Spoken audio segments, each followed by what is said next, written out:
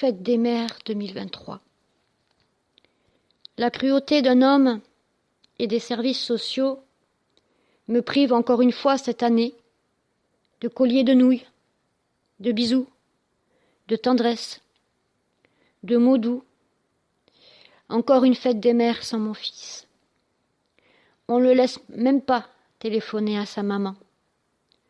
On nous prive tous deux de ces douceurs en cette journée dédiée à toutes les mamans du monde.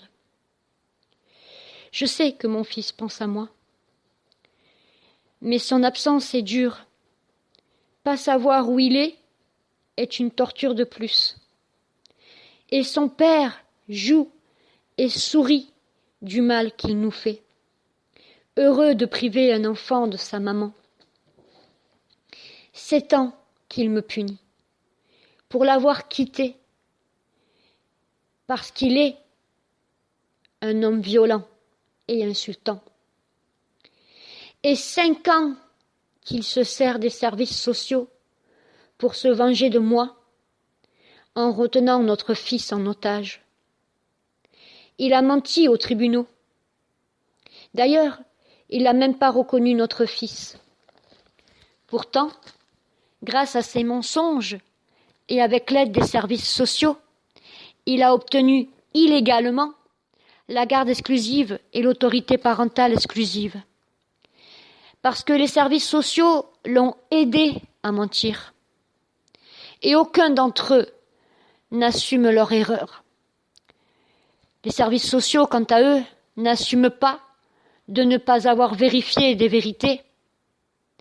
Et on m'a accusé de choses immondes. Et j'ai toutes les preuves de leurs mensonges, aux pères comme aux services sociaux. Mais comme je dénonce ces violences conjugales et intrafamiliales, et ces violences institutionnelles, l'injustice que je vis de la part du père et des services sociaux, eh bien, ils me le font payer. Ils me font payer et de dénoncer, d'être cette maman battante et résistante. Ils me font payer la loi de leurs mensonges invétérés. Ils me font payer leur violence gratuite et leur méchanceté. Il n'y a aucun mérite de priver un enfant de sa maman, ni de rompre leurs liens. Fête des mères, anniversaire, Noël, etc. On ne vous accorde ni visite, ni appel téléphonique. On séjourne. Bref, une vie de cauchemar et de torture imposée à un enfant d'à peine 7 ans et à sa maman. Alors, pour moi, la fête des mères sans mon fils n'est pas une fête, mais un jour de plus de tristesse et de douleur intense. En rajoutant, que ma maman n'est plus parmi nous et que je ne peux pas non plus le lui souhaiter. Ce qui nous rajoute de la tristesse à la tristesse. Pourtant, ce jour se voudrait heureux, mais c'est un jour de souffrance que je vous partage pour vous dire que mon fils me manque, que je l'aime et que je suis indignée qu'on ne le laisse même pas m'appeler. Au motif que je n'ai droit d'avoir qu'un seul appel téléphonique tous les 2 mois. Autrement dit, je n'ai aucun droit d'avoir des liens et de contact avec lui.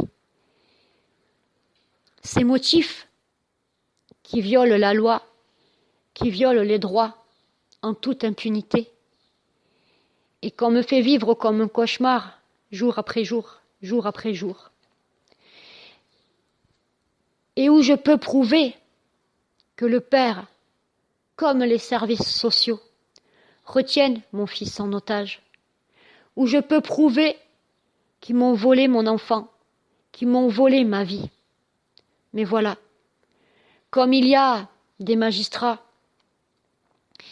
des cadres, et des chefs de service de l'aide sociale à l'enfance, mêlés dans ses erreurs, mêlés dans ses faux en écriture et dans ses faux intellectuels, qui ont donné, sans aucune vérification des dires du papa, la garde exclusive et l'autorité parentale exclusive à celui-ci, ils ne veulent pas admettre qu'ils se sont trompés. Ils ne veulent pas admettre qu'ils ont détruit ma vie. Et ils ont placé mon fils chez un homme, un père, connu et reconnu pour ses violences. Aujourd'hui, mon fils est retenu en otage chez son père, et son père joue avec la moralité de mon fils, avec la moralité de moi, sa maman. Et services sociaux et pères me privent de mon fils, de nos liens, de nos contacts, même téléphoniques, ou de mes visites, au motif que j'ai le courage de parler et de dénoncer ces violences paternelles et institutionnelles.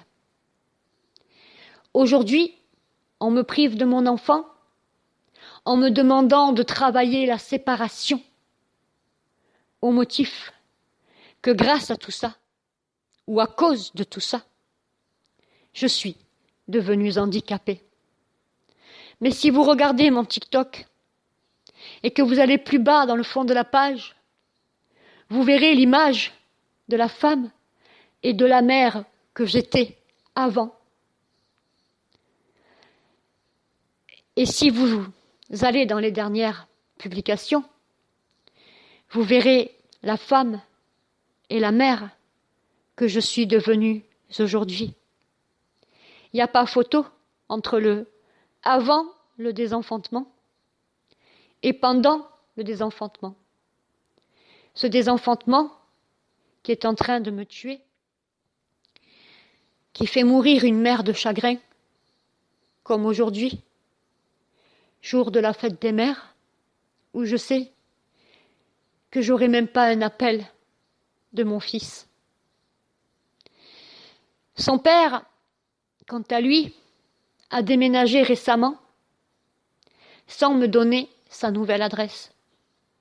En publiant des photos de la valise à mon enfant sur les réseaux sociaux. Oui, parce que nous avons des amis en commun. Ces amis qui ont fait une capture d'écran et qui m'ont envoyé cette photo. Pour vous dire à quel point il me torture et à quel point il torture son fils. Mon fils, lui, dans sa valise, il amène que ses peluches, que ses nounours. Ces nounours que maman lui a offerts. Et si on voit ça avec les yeux de grand, c'est comme si il amène maman dans sa valise. Et le père, lui, publie cette photo parce qu'il sait que je la verrai. Il sait que je ne sais pas où il amène mon enfant, ni dans quelle adresse il retient mon enfant. Et que ça va me torturer. Et que je vais encore devoir faire des tonnes de paperasses pour faire valoir qu'il est dans l'obligation de me donner sa nouvelle adresse et de me dire où il est avec mon enfant. Son but à lui, papa, c'est de tout faire pour que je ne puisse même plus communiquer. Mais ce qu'il ne sait pas, c'est que je sais aussi que son avocat, il n'a plus son adresse chez son avocat. Et qu'il est toujours dans l'obligation de me la donner. Voilà, je voulais vous partager avec vous en ce jour de la fête des mères tous mes malheurs. Et j'espère que vous serez nombreux et nombreuses à liker et à la partager à votre tour. Je vous remercie, tous ensemble, pour une maman attristée et son enfant. À bientôt.